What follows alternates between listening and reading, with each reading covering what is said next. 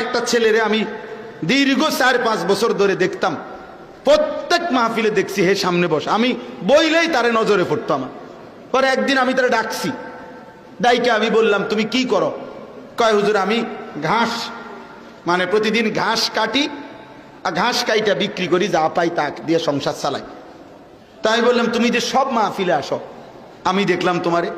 কয় হুজুরে যখনই আপনার কোনো পোস্টার দেখি, কয় আমি তখন এই ঘাস কাটার টাকার থেকে একটু একটু টাকা জমাই, কয়টা টাকা জমাইয়া গাড়ি ভাড়া মিলাইয়া রাখি, আপনার ওয়াজ শুনতে যাম। তাই বললাম যে মাশাআল্লাহ। তো আমি বললাম যে তো আর কিছু কইবানি? কয় হুজুর আমার জীবনের একটা স্বপ্ন আছে, বানিয়াচং হবিগঞ্জ তার বাড়ি। আমি বললাম কি স্বপ্ন কও? আমি 10 টাকা 50 টাকা করে জমাইতেছি, আল্লাহ যদি আমারে কোনোদিন তৌফিক দেয় আমি আমনেরে আমরা এলাকায় দাওয়াত দিয়ে নিমু, ওয়াজ করাম। পরে আমি বললাম ওহন দাঁড়া, ওহন ডেট লো, এখন নাও ডেট, আজকে তোমারে ডেট দিলাম, হাদিয়া দিতে হবে না, আমি দিমু তোমার এটা তোমার মাহফিলের সান্দা আমি দেবো, ও আজ টেহা লাগতো না, তুমি যাও, তুমি আয়োজন করো যেখানে কও, তুমি তোমার ঘরে হোক উডানে হোক, আমি ওখানে ওয়াজ করব। আমি বলছি আমি যাবো, ডেট দিলাম, যাও।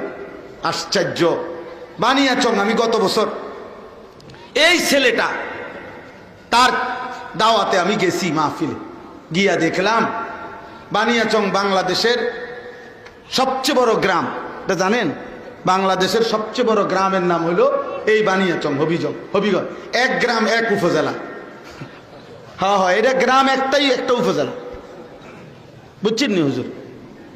গিয়া দেখছি ওই গ্রামের মানে ওই উপজেলার সবচেয়ে বড় কলেজ হাই স্কুল মাঠ, যেটা বিশাল মাঠ, এই মাঠে এই ছেলে মাহফিল মানে আয়োজন করছে। আমি গিয়া দেখি একেবারে যদি কম হয় মানুষ 15-20 হাজার, স্টেজে যদি একেবারে না হয় হুজুর 300-400 হুজুর হইব। হুজুর খেলাফত মজলিসের যিনি কেন্দ্রীয় আমির, এই যে দেওয়াল ঘড়ি মার্কার যে খেলাফত মসজিদ, উনি বসা পাশে, ওনার বাড়িতে বানিয়েছে বড় বড় হুজুর সব। তাই বললাম কি রে কারবারটা কি, তারে কার মাহফিল এটা?